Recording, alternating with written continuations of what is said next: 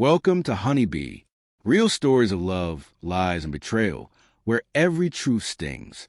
Let's begin. My name is Wayne. People often confuse kindness with weakness, patience with ignorance, and compromise with submission.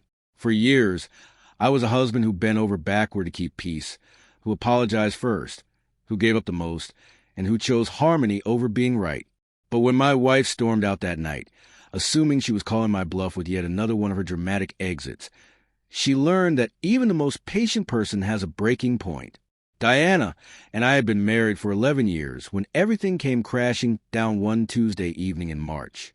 A decade together should have been enough time to work through the natural challenges of building a shared life. But to be truthful, those years weren't marked by equality or respect. They were defined by a pattern that slowly wore down my self-worth and turned our marriage into something that looked less like a partnership and more like a parent-child relationship. From early on, Diana made a habit to threaten leaving whenever we disagreed or whenever I didn't immediately give in to what she wanted. At first, those threats were rare and small, but over time, they became her weapon of choice, used more often with more intensity as she realized they worked. The cycle was predictable. We'd argue. She'd announce she was leaving and I would fold. I'd beg her to stay, apologize for holding my ground, and ultimately let her have her way. That cycle repeated hundreds of times over the years. My constant compromises and apologies had stretched our marriage far beyond its natural lifespan. But instead of seeing my behavior as sacrifice for the sake of our relationship, Diana interpreted it as proof that she was always right and that I was wrong to ever oppose her. This imbalance of power left her free to make decisions without my input, while still expecting me to shoulder the financial and emotional weight of our household. The most glaring example of this dynamic happened over a year ago when Diana quit her job at an insurance agency without even mentioning it to me first. She declared that she was tired of working and wanted to focus on herself for a while. Her paycheck had been crucial to covering everyday expenses, but when I raised concerns, she fired back with her usual threat. If I couldn't support her dreams, maybe she should find someone who would. Once again, I caved, agreeing to carry the entire financial load while she took an indefinite break. But that break stretched into more than a year. She wasn't job hunting. Instead, her days were filled with sleeping late, shopping, binge-watching shows, and spending time with friends. She had turned our home into a private hotel, fully funded by me. On top of that, she began booking costly spa visits, charging them to my cards, and making social plans for us without asking if I was even available. Each time I tried to bring it up, she called me controlling and threatened to leave if I didn't like it. I grew more silent with each passing month, choosing peace over confrontation, until I barely expressed my own needs at all. Then came that Tuesday night that changed everything. I had to work late because of a city server crash, a crisis that kept me at the office until nearly 9 p.m. exhausted after a 14-hour day. All I wanted was food, a shower, and rest. But as soon as I walked through the door, before I could even set my bag down, Diana hit me with a demand. She wanted my new credit card details to buy $400 worth of clothes she had spotted online. The sale was ending at midnight. I told her I needed a moment to relax before making decisions. But to her, my hesitation was an insult.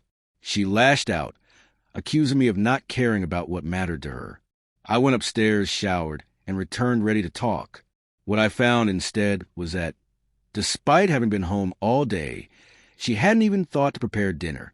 I'd been working for hours under intense pressure while she had been shopping online, and she expected me to immediately fund her purchase without so much as a meal on the table. I confronted her about it, pointing out how unbalanced things had become. Her reply? She wasn't my maid.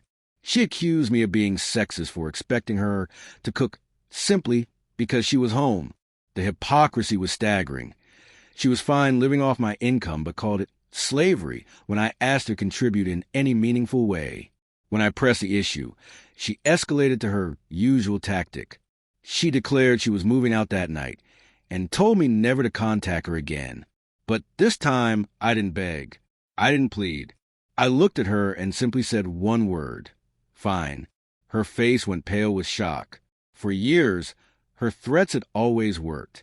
She thought I'd fold like I always did. Instead, I stood my ground. She hurried upstairs, packed a small bag, and walked out dramatically, convinced I'd be calling within hours to apologize. But I didn't. Instead, I called the credit card companies and canceled every account with her name on it.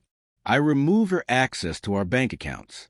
If she wanted independence, then she could truly have it. I also contacted divorce attorneys to prepare for the next steps. Days passed without a word from her. The house, once tense and heavy, felt strangely peaceful.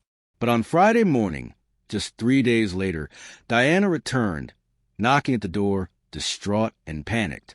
She begged me to take her back, promising to change, swearing she would never threaten to leave again. But her desperation wasn't about love or regret. It was about money. She had discovered that without my support, her lifestyle crumbled. She'd been forced to survive on her limited savings and the kindness of friends, and now she wanted back into the comfort she had taken for granted. Her pleas rang hollow. She wasn't truly acknowledging the years of damage. She just feared losing the life she had built on my back.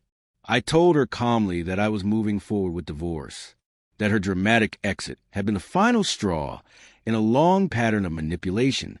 She tried everything: guilt, promises, even legal threats.